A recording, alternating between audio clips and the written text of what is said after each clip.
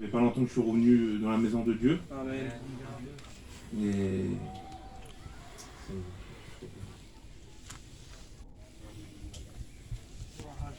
c'est dur à dire ce que le Seigneur a fait pour nous. Mais j'étais à Montélimar avec le camping dans l'hiver. Et Seigneur, j'avais une tristesse dans moi, c'était incroyable. J'avais jamais vécu ça.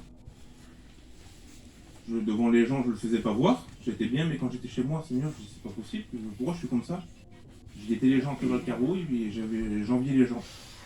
Je voulais être comme eux. Et ça, je le disais à personne. Et après, j'étais content que mon frère il est venu à Montélimar. Il nous a fait une réunion. Seigneur, ça m'a fait du bien. Amen. Le Seigneur a commencé à travailler mon cœur. Et de là, ils étaient partis. Après, c'était des autres serviteurs qui sont venus. Et le soir même, ils ont fait une réunion. Le soir même, ils ont fait une réunion. Et puis, ils ont prêché sur le fils prodigue. Bien sûr, pour moi, je me voyais le seul. Le message était pour moi.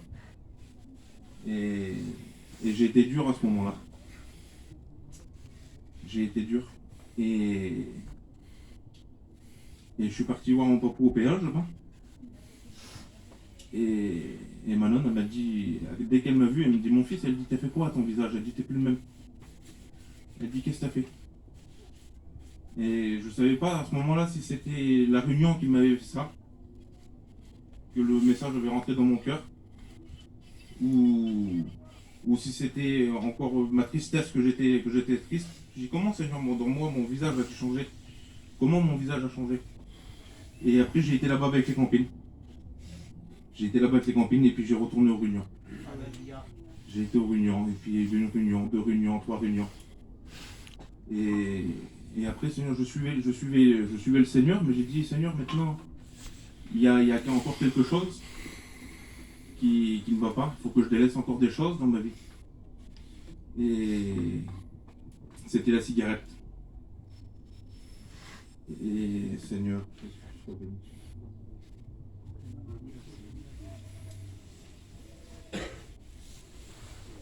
Et le Seigneur, il a vu que j'avais besoin, il a pas voulu me laisser dans mon état.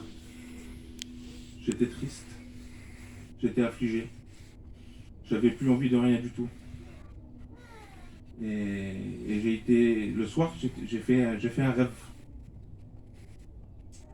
J'ai fait un rêve, comme je disais à José, peut-être que je n'explique pas pareil en vérité. Je ne voudrais pas rajouter de choses ce soir. Mais c'est dur de témoigner pour moi, c'est la première fois que je retémoigne. Et j'ai fait un rêve, j'ai rêvé de Dieu. J'ai rêvé du Seigneur. Et je me suis réveillé, il était 5 h du matin et j'étais intrigué.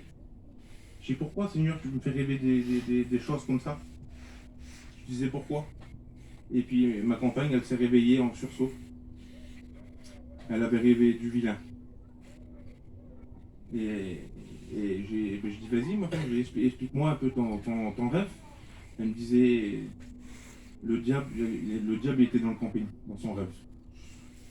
Le diable était dans le camping et puis il avait dit qu'il pouvait tout dévaster, s'il voulait. Mais il a dit qu'il ne pouvait pas par rapport à moi parce que j'avais une lumière.